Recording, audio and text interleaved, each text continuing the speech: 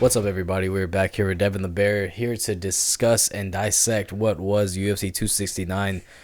Easily, a great way to end 2021 in the UFC. A great card from top to bottom.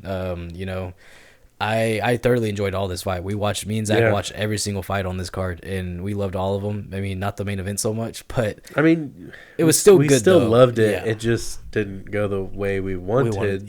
But I think it's one of those where it's bittersweet because we still are fans of Charles Oliveira. One of the things where it's one of those fights where you don't want either person to lose. Yeah. You know.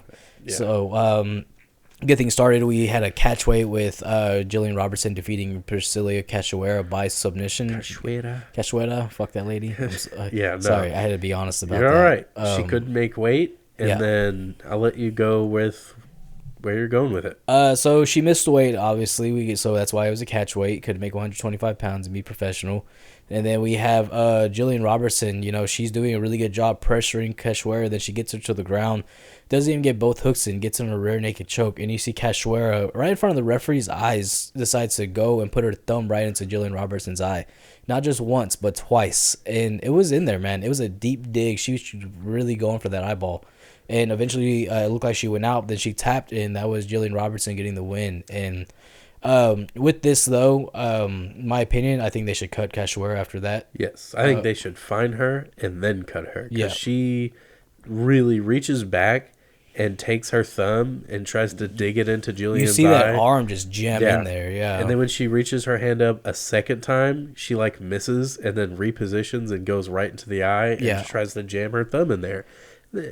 Eye gouging, that's one of the most basic rules of any combat sport. And the ref is his face is right there, not saying anything, staring at it this is okay. And he is not saying anything, which I'm sure is because the choke was in deep. That's why he was waiting for her to tap. But still, he should have said something, because that could have seriously damaged anything in Jillian Robertson's eye. Because what happens if she didn't tap and she just kept jamming her thumb into her eye? Next thing you know, Jillian Robertson wait until the damage is done? Yeah, she has a damaged eyeball, and even though she has a win, what does that win do now, you know? Not everybody can be Michael Bisping. And so, exactly. And Jillian Robertson, who has a great career in front of her, champion or not, she's always fun to watch. So luckily she didn't get it hurt. She got a great submission off of that as well. It's one of the few rules that have been around since the start of the UFC. And people do when there was literally 3 rules. They do snake shit like this, and it's just annoying to watch. It's are you really that desperate to not tap, even though it's obviously in, But good on Jillian Robertson. Happy to see her get the win. It's also great performances as well in the prelims. Tony Kelly put on a great fight. Louisiana Southern boy native, so it's always cool to see that. We saw Ryan Hall come in, very competitive fight back and forth. Erin Blanchfield, she put on a clinic against Miranda Maverick, and I didn't expect that. I didn't either. Miranda Maverick had no answers for her. Yeah. Miranda Maverick was obviously upset with it, with the fight at the end, but she was controlled the whole time. She was in a ton of dangerous positions and managed to survive. So at least there's that. At least she fought to not get submitted. But also Erin Blanchfield, that's another name we're gonna be looking out for really, really soon. Only 22 years old and just beat a top prospect in the women's flyweight division. Daniel Cormier couldn't stop talking about how young she is. Yeah, creep. Freaking weird. He was kind of weird about it, though, right? He was very weird about it. Yeah. I feel like he should not be watching film on her. Because he's gonna be looking for a different type of film, and that pervert. I don't know. There's a whole thing with him going on right now, though, and I think he kind of deserves to get called out for it. I'm glad he's getting called out. Yeah, yes. He's very. And I'm a Cormier fan, and me too. It's with his bias in all of his predictions or all of his commentary in the fights. It's obvious if you're not Dagestani or you're not a wrestler, he doesn't give a shit about you. He doesn't care. And so there are some more factors that will make him favor somebody make him favor somebody.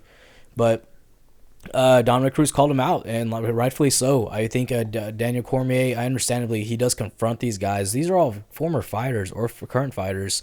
They're going to say something. These guys aren't scared. What's the worst he can do? Fucking fight them, But make it happen. It comes down to that. If these fighters are upset with another fighter saying something, they're obviously gonna speak up.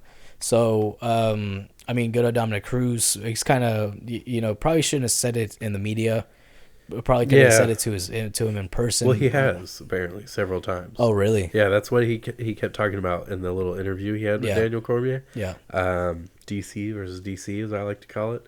But yeah, he says, I've said it to you several times. I don't know why I can't. And he's like, well, you say those things in private, but you wouldn't go out and say. He's like, why can't I say things in private, or say things in public that I tell you in private all the time? I tell you these things not to hide them. That's why I tell you.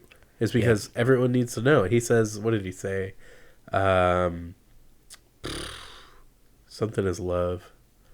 Kept saying that over and over again. I forgot. I know exactly what you're saying though, but criticism is love or something like that. Yeah. But anyway. Yeah. No, it was just. It's one of those things where it's like even Justin Gaethje spoke about. A lot of fighters are doing it, and Daniel Cormier just gets offended about it when it's like, instead of getting offended, be the adult and the mature person you are, and stop and take a look back and think if a lot of people are saying this, maybe there's something wrong, you know? So onto that, we had Andre Muniz get another submission over Eric Anders, who looked gassed within the first 2 minutes of that fight. I'm a big Eric Anders fan. I think it was like 40 seconds. Yeah, he started looking pretty gassed. Yeah, very, very fast. But Andre Muniz, man, he's taking people's arms home with him, and I'm excited to see it. He deserves all the hype. And so some more. But once we got to 7 o'clock or the other half of the prelims, man, it got turned up quick. We had Bruno Silva knock out Jordan Wright. And that was such a rough one. The way his head just was like flying all over the place. While he was falling, he's getting touched up. And he was actually kind of the one touching up Bruno Silva with his Muay Thai. He was kind of getting Bruno Silva's... He's getting the work in on him.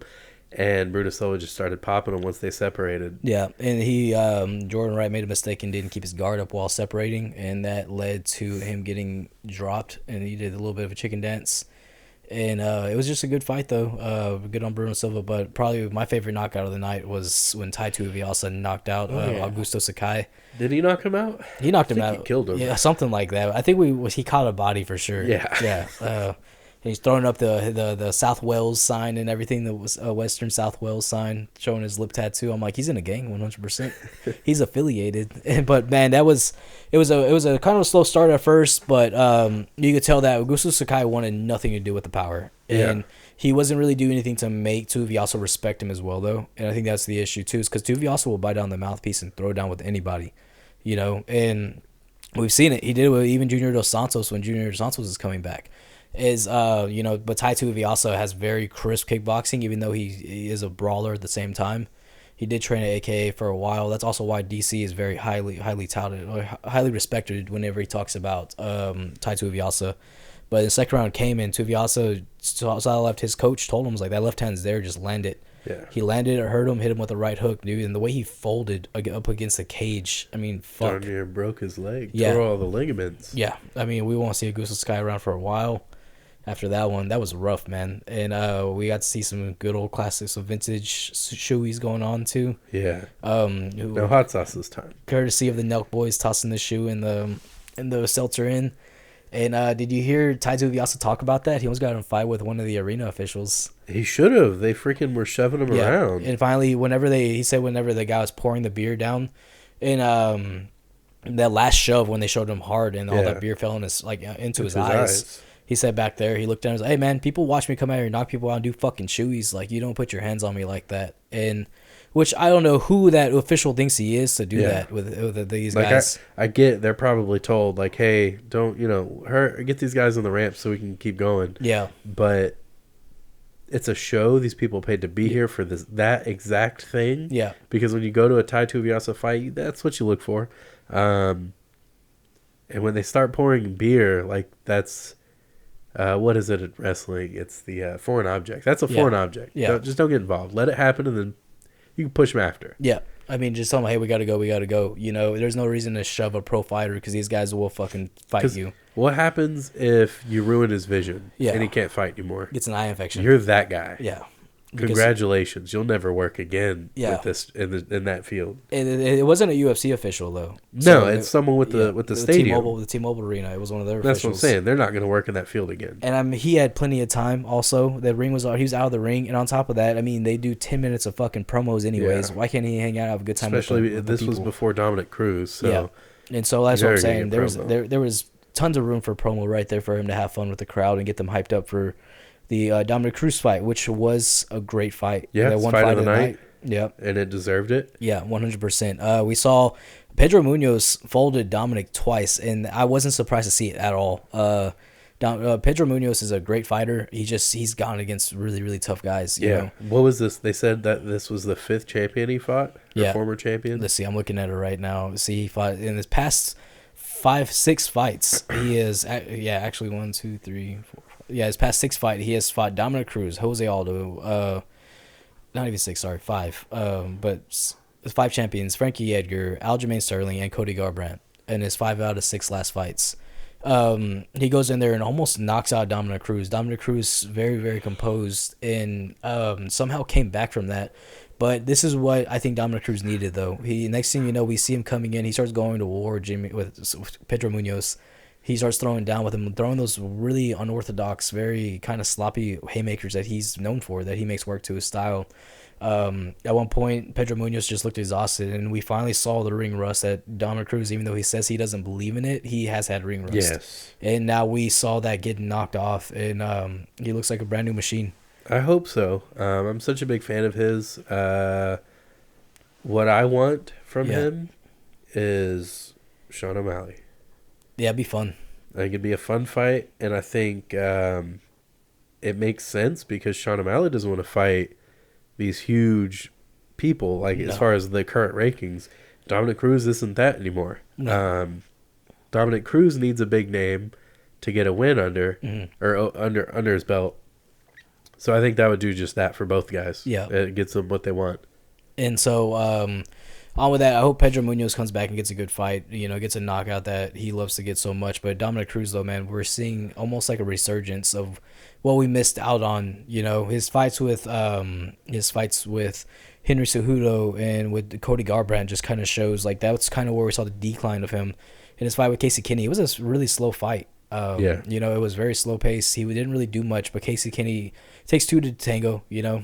Casey Kinney was very flat footed in that fight, but Pedro Munoz brought the fight out of Dominic Cruz. That this is why we enjoy watching Dominic Cruz fight. And so the headliner in the prelim was Josh Emmett defeating Dan Ige by unanimous decision. This was a good fight as well. Yeah, but I was surprised it went to the judges. Me too. I expected somebody to get knocked out, honestly. I mean, credit to Dan Ige for having such a good chin on him, man. I don't think we've ever seen. I can't recall any time that he's ever been knocked out. He's actually never been knocked out. Yeah, I don't think so. I think we said that night. Yeah, he's never been stopped. He's even submitted. He's kind of get some killers. He's fought guys like Chan Sung Jung, or he's fought Calvin Kattar, Edson Barboza. The list goes on and on. I mean, he hasn't before that though. I mean, he has a really good record in the UFC, 15-5. But we saw a healthy Josh Emmett come in, and he's been out for a long time. It feels like. The featherweight division's kind of moved past him since he's been out for so long. He's been out for about a year and a half, and he came in. The one thing, though, I was surprised to see it a unanimous decision. Not one judge gave it to Dan Ige. Yeah. Once they said it was unanimous, was it unanimous or was it split? It was unanimous. Okay. Yeah. There was a split decision at some point. I don't remember who it was. But I remember once it happened, I was like, oh, okay, it's going this way. The Neo Ponzinibbio. That one? Okay. But yeah, I'm pretty happy with Josh Emmett getting a win. I feel like he needs it. I'm a big fan of his as well. I like Danny Ige. He's not going anywhere. He'll be all right. Hope not. He'll be back. Yeah. I mean, he's young. He's a great fighter. He's always fun to watch. But Josh Emmett really needed this win to show that he can be a top 10 featherweight fighter. He's in a stacked division. The only thing I see with Josh Emmett he's going to need to do, he really needs to start putting better combinations together. Yeah, he likes to throw heavy. Yeah. He doesn't like to throw a lot. Yeah.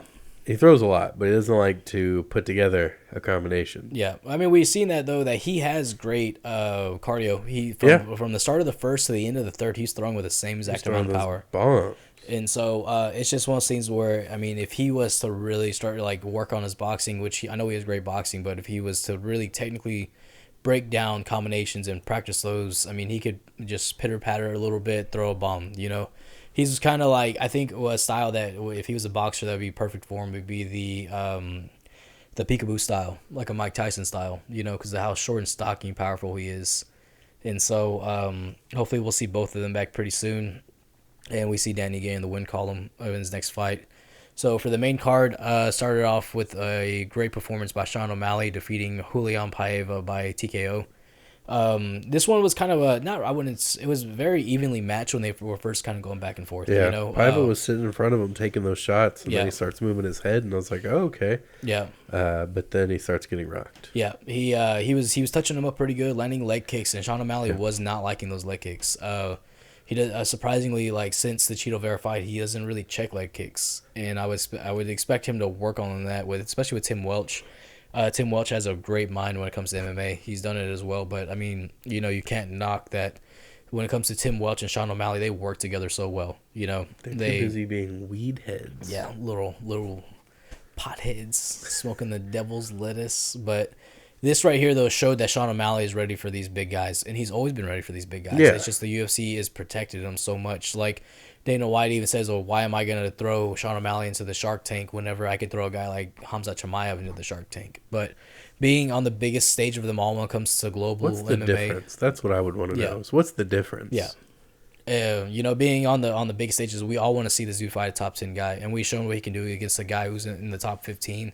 And then out of nowhere, you see that they took him out of the top 15. Yeah, like just before the fight. Yeah, just before the fight, they took him out of the top 15. And I bet you it was something had to do with, you know, Sean O'Malley, like, get that hype. You know, get the hype of the whole unranked champion thing, which is just like, I feel like it discredits the UFC in the sense that this is as real as it gets whenever we're just kind of going about and we're making things happen to help benefits one person's, you know, clothing line or, you know, whatever, you know, trend they're trying to set. Yeah, it becomes a show. Yeah, and it's all. I understand that, you know, fighting is a show at the same time. This is also entertainment. That's why we enjoy it. That's why we like watching it.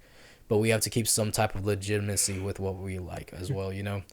But with Sean O'Malley, though, I would really like to see him finally. I don't even want to see him fight a top 15. I want to see him fight a top 10. Dominic Cruz. Yeah. It makes a lot of sense. I like the idea of Dominic Cruz fighting Jose Aldo, which we talked about that night, but I think Dominic Cruz and Sean O'Malley would be a great fight to set up. Have that headline free card, which they won't do. They'll put Sean O'Malley on a pay-per-view. Yeah. But have that headline a free card. Yeah. We need to see what it looks like whenever he headlines a card. They need to give him the chance. Yeah, because he talks about all these people he puts in seats, and it's like, but you also kind of ride the coattails of these big names like Dustin Poirier, Charles Oliveira, Conor McGregor consistently. Yeah. So, and that's what's the downside of watching him fight is, you know, like I'm sure he has plenty of fans. Like, shit, I'm a fan of him. You know, as a fighter, I'm a big fan of him. And it's one of those things where, like I've told you before, it completely deters him saying he puts butts in seats whenever, you know, they put him on a big card. Like, I'm sure there's a couple people who are like, oh, O'Malley's on that card too, let me get that card. But whenever you put him on a big card, of course that card's going to sell, you know. And I would like to see him actually headline a fight card because like a fight night or something, because we can really see how much he actually brings in, you know. Put him in Dominic Cruz. I know that a lot. Card. Make it UFC happen. Vegas, whatever. Book it, Sean. Is. You know, freaking Sean Shelby. Pick one. Can't have two first names. You know, I was thinking a lot though. I actually don't want him and Adrian to fight anytime soon. Why?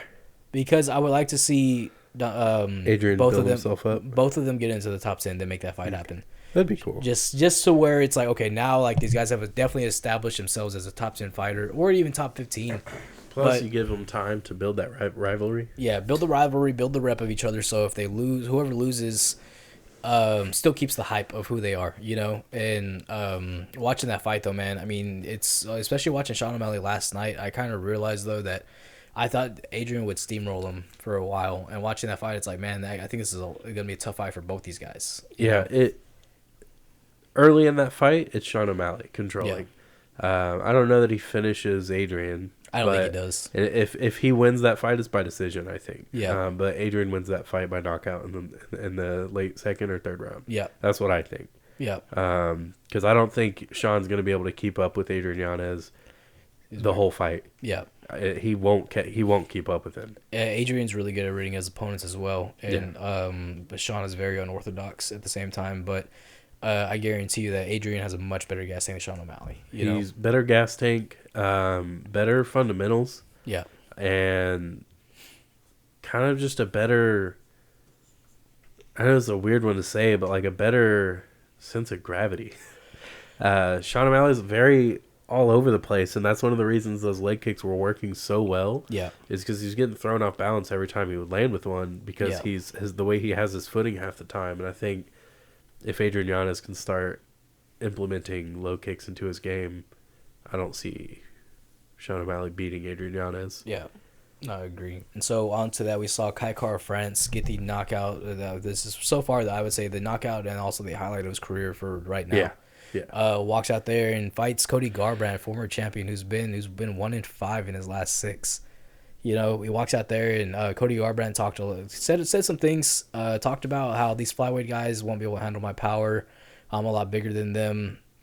And it was just like, man, if you didn't watch your former teammate come down and say the same thing and get knocked out in 32 seconds, then you're not really learning, you know? And he walked in there and he just, like we said from the start, like in the Rob Font fight, no head movement. Yeah. You know, that was what we talked about in our episode last, where we talked about this fight before it happened, was that he can't go in there and sit there like he has in his last few fights, and that's exactly what happened. Yeah, and he just stood right in front of Kai France, and so like as you'll see a lot with these little fighters, these shorter guys, is the overhand right is the main punch. And Kai France throws it so nice though. He takes his head off the line, he ducks into it, but still has his eye on the opponent. I mean, he transited to kickboxing. It's some of the best striking in the world, and that's not even an overstatement, you know? It's been proven, and he went in there and he put Cody Garbrandt flat down. Then after that, ended up folding him like a lawn chair and put him out.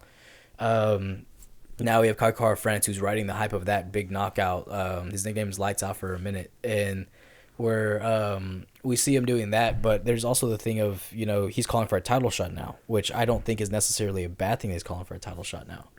Yeah, and, he's built up enough hype behind him with what he can do.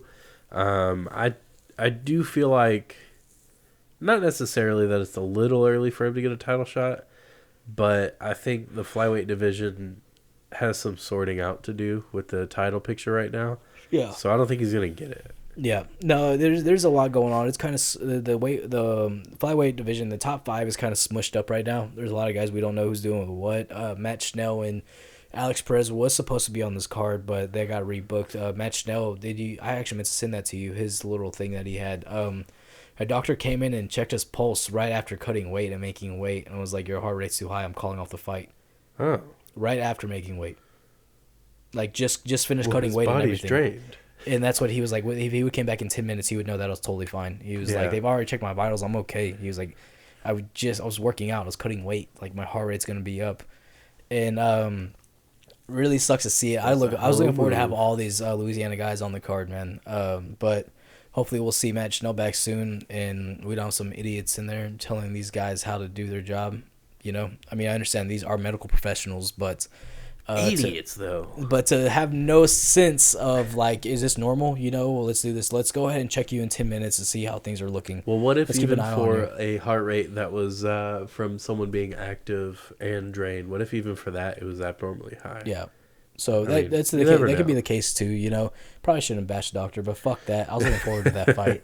And so the flyweight division's got so much life to it. And so it's to see that fight get called off, man, it really sucked. Because Matt Schnell's really finding his footing, training at Heritage Muay Thai. Which they just had 4 people medal in a grappling tournament. Yeah. Gi and no gi. And our boy Jeremy Milbourne got gold and bronze, and gold in the no-gi and bronze in the gi, I believe. But that's a Muay, just to like iterate how cool that is. That is a Muay Thai gym going over and taking over a grappling tournament. Yeah. And if you don't understand how cool that is, you're stupid. Yeah. You're casual. You don't know. I don't know. Something insulting. You don't know what you're looking at. You're just a that's schmuck. So freaking cool. Like imagine a boxer going in there and submitting a Gracie back in the day. That's how cool this is. And that's the thing too, is like, you know, in my opinion, I think Heritage is the best striking gym in Texas, you know, talking with these guys and seeing them work, and also being able to give us having the chance to be able to go in there and train with Jeremy as well. It's just working with these guys and seeing their mentality. I mean, Michael Chase Corley keeps them so level-headed. It's insane. It's such a nice place to be. Yeah. I mean, just overall. Shit, we talk about it at least once a week. It's like, man, I just need like a couple extra $100 to And go we start go training there like once a year. Yeah, and so it's We'll just be like, going man, more, don't worry. it's like, man, but it's just so much fun when we go in there, and I'm happy that they're doing well. They're showing that they're more than just Muay Thai, and I think they're gonna take Texas MMA by storm eventually, especially with Oliveira Muniz. Yeah, who will be headlining a card January 30th of 2022, Fury Amateur Series. Excited to see it. Look forward to it. Back to UFC 269. We're going to finish up here soon. Yeah, we also saw Sean O'Malley say something about Cody Garbrandt getting knocked out. What did he say exactly? He said some people just weren't meant for this. Yeah. It was kind of a schmuck thing by Sean to say, but then again, Cody Garbrandt was saying that whenever Sean hurt his leg against the Cheeto Vera. Yeah, I was about to say, how about when your bones shattered on a low kick? Yeah.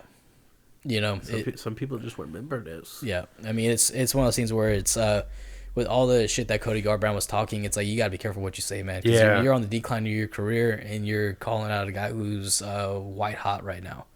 So, I don't know. We'll see what's next for Cody Garbrandt. I honestly feel like he needs to retire, though. I'd like to see him another shot at flyweight. See if he can figure it out. If he can't, that's one thing, but I think he can. Give him a match now. That'd be cool. Yeah. I'd be cool with that. Yep. That'd be a fun fight. Yeah, it would. That'd be a very fun fight. So, on to the mid-card slump, in my opinion. Yeah. We had Jeff Neal defeat Santiago Ponzinibbio by split decision. And I would like to say, it was a fun fight. It was a good fight. The third round, we were just spoiled all night. Yeah. No, I bet you in any other circumstance, I would be excited for that fight, watching it. That third round was fun, though, because I wanted Jeff Neal to win. I like Jeff Neal. He's a Texas boy. I'm always going for him. Santiago Ponzinibbio, he's Argentinian. I have friends who are Argentinian, so I always like to support him because they're fans of him, even though they don't even watch the sport. Like, they know who he is, and so I think that's really cool. But Santiago he just looks so behind of everything that Jeff was doing. Jeff showed great movement in this fight that he didn't show in the Neo Magny fight. He showed a sense of urgency. I would have liked to have seen Mark Smith take a step back. Yeah, because he was interrupting a lot. And as soon as Ponzinibbio would get moving, he would take it away from him. And I mean, maybe there was something going on. Mark Smith was in the right, but his fingers were out there a lot. They were, but so were Jeff Neal's, and I didn't like that. I didn't like the calls on one side but not the other. I like consistency, and then just like in the World Series or the Super Bowl, when you see the refs calling it for one side and not the other, it's just not. It leaves a bad taste in your mouth. You don't like that. I didn't like seeing it for one guy and not the other. But yeah, Ponzinibbio is definitely a step behind regardless, I think. But with him, he's never out of the fight. So earlier I brought up, I wasn't surprised that it was a split decision. But when they called it was a split, I was like, ooh, this could be Jeff Neal. Yeah. Because I feel like if they thought it was Ponzinibbio, it'd be all three judges. Yeah, but it was a good fight though. We saw Jeff Neal come back and he showed the improvements that he is. His coach Saif Saad, that's how you pronounce his last name, right? Saad. Yeah. Yeah. That dude fucking pumped up Jeff Neal in between that second and third round, and I wish it was okay for coaches to talk like that to their students more often and not be shamed for it, like Jim West. And Jim West had to go and he didn't really apologize, and I'm glad that he did. I hope he doesn't ever. But yeah, coaches know how to talk to their people. You need to let them talk to their people the way they talk to their people. Yeah. And speaking of that, the co-main event. Yeah. Speaking of coaches coaching, help be doing their job and coaching people to win. We saw Julianna Peña pull off the biggest upset in UFC history. Yeah. And defeat Manu Nunes. That's a fact. Yeah, that is a fact too. That's not even just a statement or an opinion. It is a statement too, but by submission in the second round. We saw the fight start off, and Julianna Peña, we're watching her when they're calling her name. She was walking around like she was nervous. She was looking at Manu Nunes, and she looked scared. And whenever she was getting hit a little bit, and she was taking some good shots, and then Amanda got on top of her. And I didn't understand that. I don't mean to stop you there, but I didn't understand that. You had her rocked. You were hurting her. Yeah. Finish. Just like you did with everyone else you've finished. Yeah. But she instead went for the takedown. We're seeing that so much these days where someone hurts their opponent and then goes for some type of takedown or pushes him up against the cage and initiates grappling. Yeah, we saw it in the next fight too. Yeah, we did. So with that fight though, I mean, Julianna Peña is on the bottom and she's trying to transition in Amanda Nunes, who has incredible jiu-jitsu under Rafael Cordero. She's stopping everything, and so it was a very dominant round for Amanda Nunes, like usual. And when Julianna Peña goes back to her corner and starts telling her coach, she's stopping my transition. Her coach finally looked at her and was like, "Who cares? I don't care about the transition." Well, he wasn't super firm, and I think that worked for her because he was like, "That okay, good, yeah, that's fine. We knew that was going to happen. It's Amanda Nunes. Remember, it's fine. It's okay. You're doing exactly what you need to do. Yeah, just go out there and do it again." Yeah. And it was very calming, and I think she needed that. I think she needed to realize, like, hey, we expected this. You knew this was going to happen. Why are you so freaked out right now? It's okay. And there's also a thing about, like, her coach reassuring her, like, you just made it out of the first round with Amanda Nunes. Which most people haven't done. Yeah. It's like, this is, and it's funny because while we're watching this, you're like, man, this is like watching Rocky in the first film. Yeah. Against Apollo Creed. Like, Amanda Nunes sitting there smiling and stuff. And Julianna Peña is like finally realizing, like, I'm doing it. I'm doing it, you know. And second round starts, and we're seeing the stand-up from Julianna Peña, and she had a bad habit of throwing both punches at the same time. So I watched that several times, and we commented that she was putting both her hands out there at the same time, which is really bad form. Yeah. And I'm not justifying it. It's sloppy. But what she did is pretty smart because what she would do, and this is one of the reasons that Amanda couldn't get a hit off. Oh, I see she pushed her out, held her there, and then threw that heavy right hand. Okay. So then whenever she started throwing the jabs, Amanda was expecting to be held, but she would get popped in the face instead. So sloppy but effective. And at one point we see that Julianna Peña is looking confident, and Amanda Nunes went from smiling to not smiling at all. And these shots were starting to snap her head back. I mean, she was getting hit hard. Then out of nowhere, she just starts. She starts doubling up on the jab and starts landing the right hand, and it's like, oh shit, she's actually hurt. And then Julianna Peña just does what she's known for, and she gets her back, and she takes her to the ground. She drags her down with a really nice toss. Really nice. And then that's what Julianna Peña does. People forget about that, and gets her back. Doesn't even, what's it called? She just muscle memory. What'd you say? I said they must have forgot. You must have forgot that Julianna Peña is a great wrestler and jiu-jitsu practitioner, and she gets her back. Doesn't even really have the hooks in. And gets the choke and submits Amanda Nunes. I was fucking going crazy, dude. Yeah. I was jumping around like I can't. When she tapped, she freaking tapped. And I don't know how many times I'd have to watch that to understand how tight that choke must have been, because Amanda tapped pretty quick. I think it was also her being rocked, kind of like when Jan Blachowicz. Yeah, you wake up or you really come to and you can't breathe. You don't know what's going on. You just tap. It's very possible. But wow, literally the biggest upset in UFC history. Yeah. Star of the night, Julianna Peña, for sure. I mean, she went out there, she took the beating, and she gave it right back, and she showed that she was going to bring Amanda Nunes out to deep waters, and that's what she did. She couldn't swim, bro. She could not swim. Not like Cody Garbrandt. Cody Garbrandt can't swim either. Not anymore. He must have forgot. And so it's one of these things, though. It's where I was talking last night with you a little bit. It's you go back to the Germaine de Randamie, the second fight that she had with Amanda Nunes. She was piecing up Amanda Nunes, and I think what it is about Amanda Nunes that makes her so dominant. She does have good boxing, but she also, it's very much of. She gets really sloppy, and she doesn't have very good cardio.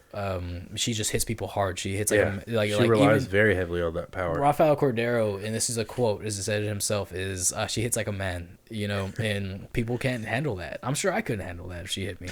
I'm positive I couldn't. And it was just a great fight to see that. And we know that Amanda Nunes is good on the ground. She completely controlled Felicia Spencer, but even whenever she got taken to the ground, she wasn't fully there. She got choked out, and we have a new face to the women's bantamweight division that we've needed for a long time. The Venezuelan Vixen. Yep.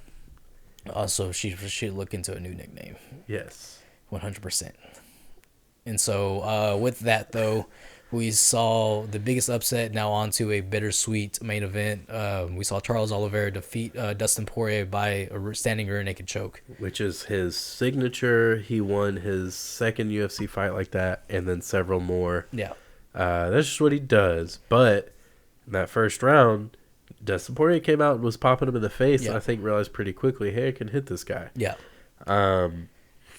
But we've seen that with Charles Oliveira before. We've seen him get hit, get dropped even. And I think I had mentioned that with his Chandler fight whenever we were watching. I was like, yeah, but, that first round was all Dustin. But we saw that with Michael Chandler, and Oliveira came out and turned it on immediately. Yeah, and that's what he, what's that? In that second round, we saw Charles, man. I mean, he's used to be known as this jiu-jitsu wizard, and now he comes out with some incredible Muay Thai coming out. He's mixing it up. He's mixing up to the head, to the body, hitting a lot to the body, showing the big hole in Dustin Poirier's game. I'm a big Dustin Poirier fan. I would probably even say he's my favorite fighter. But but he was just a step behind with everything Charles was doing. So finally they engage, they get to the ground, and Dustin is trying to get up, which I don't blame him at all. You don't want to be on the ground if you're winning on the feet. And might as well keep it in the center of the octagon, which is where I thought he should have kept it, especially with the Khabib fight. I said the same thing. He should have kept it there. And Dustin makes this mistake whenever Charles has his arm in a triangle, and he has his hand on his foot, and he gets past the elbow. Like, if you notice that whenever it's the triangle, he gets past the elbow, so that shows that his arm's not in danger anymore. And decides to roll out almost. And it's like, why are you rolling out? Don't forget that Oliveira was holding on to Poirier's glove. Oh, yeah. Was that Herb Dean? Yeah. Yeah. Second time that someone held on to Dustin Poirier's glove in front of Herb Dean. People grab gloves all the time in front of Herb Dean, and apparently he just doesn't think anything of it. But he was trying to pull out, and Dustin didn't want to say it straight up and take that away from Charles in the post-fight. You could tell he didn't, because he wouldn't make an excuse. People would jump on his ass about it. But he said, I was trying to pull, and my arm was free, but I couldn't get it out still. And Charles had his fingers hooked inside the middle of his glove.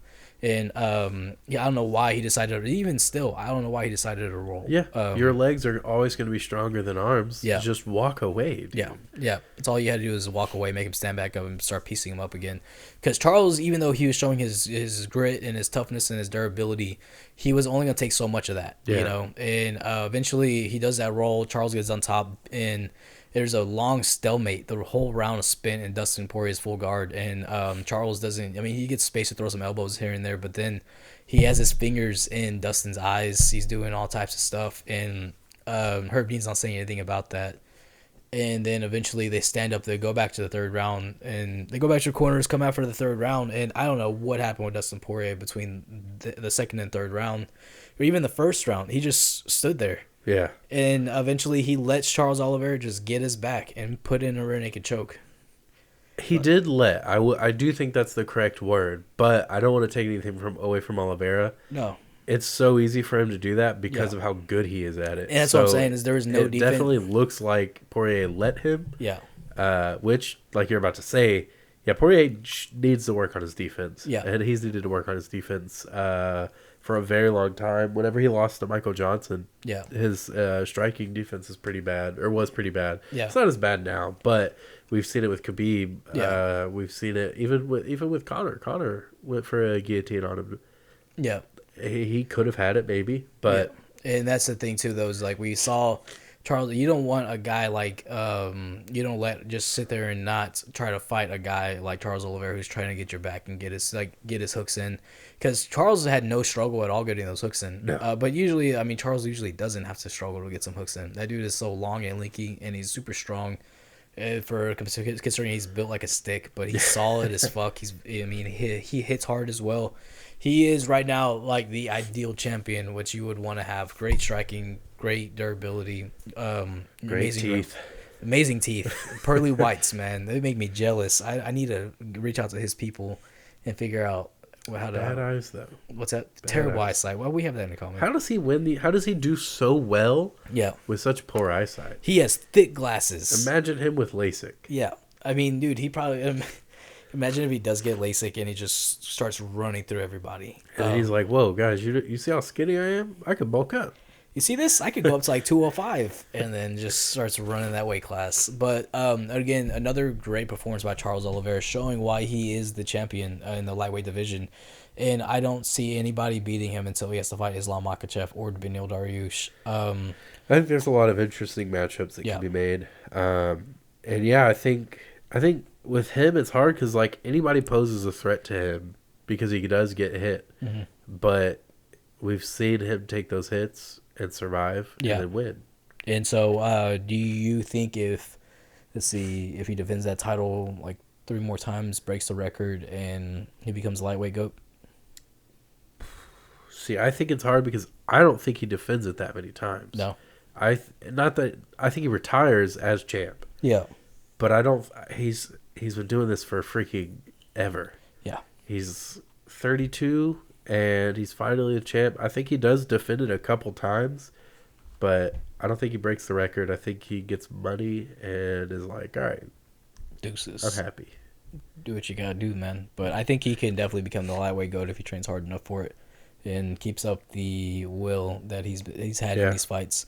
But I think him and Islam will make an interesting fight. I mean, hard to say who wins it right now, but I think he has a very heavy chance of winning that fight.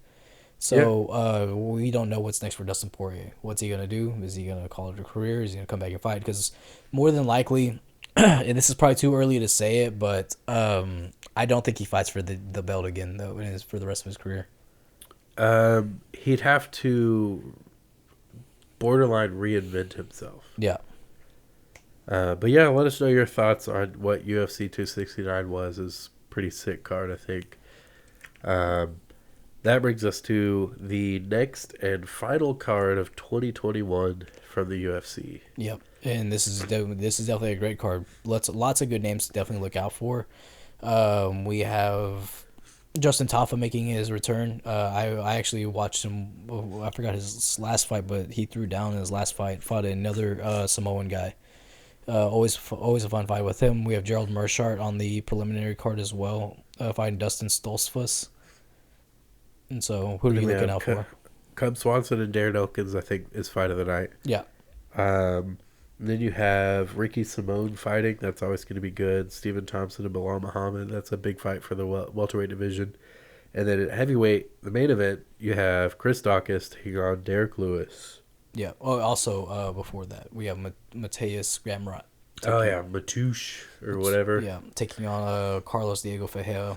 And so, but back to the main event, though. That's the fight that really matters because we got the big boys. Yep. We got a heavyweight fight. These two guys are about to throw down. Derek Lewis taking on Chris the Cop Daukaus. So, Derek the Felon Lewis is taking on that guy. I would really like to see Derek Lewis get a win. Yeah. But it's one of those things, and I say this sometimes, and I in this moment, I hate myself for it. It does more for the division if Chris Daukaus wins. Yeah, I think Chris Daukaus wins. I think if it goes to the ground, I don't think Derek Lewis just gets up. No. I think Chris Daukaus gets a hold of an arm or a neck and walks away with it. Yeah, Chris Daukaus is an up-and-coming heavyweight that everyone needs to look out for. He's scary good, very fast for a heavyweight as well. He moves very, very well. He works out with his little brother, Kyle Daukaus, who's a middleweight. So he has that speed to keep up with whenever they train together. But Derek Lewis, man, he needs a win as well if he wants to. He wants to fight for a title again, or even be considered one of the best up there. You know, I mean, with this win right now, Chris Daukaus could easily go in there. If he finishes Derek Lewis, he's fighting for the title. After Gane and well, there's also Tom Aspinall. Tom Aspinall too, and so fuck it, give Tom Aspinall John Jones. That'd be weird. That would be a weird fight. Yeah, I think winner of this fight should fight Tom Aspinall. Yeah, I think that'd be cool. Because Tom Aspinall's knocking on the door of a title. The winner of this fight is knocking on the door of a title. So I think put those two, figure out who deserves the shot, and then give them the shot after Gane. Imagine if Daukaus goes out there and knocks Derek Lewis out cold. I'll be sad. I'll be very sad. The he's okay memes will be fucking going crazy. But I mean, I feel like I could see Derek coming out afterwards and be like, "It's okay, guys. I'm okay. I'm okay." He's all like, he has a face mask on, trying to fix his broken nose. But no, I'm actually a big Derek Lewis fan. I'm not just trying to shit on him this whole time. I've always been a fan of him. He's had some great ad libs in his interviews. He's one of the funnest people, naturally funnest people to listen to. Yeah. He doesn't have to say much. He just says what's on his mind, and it's hilarious. Yeah.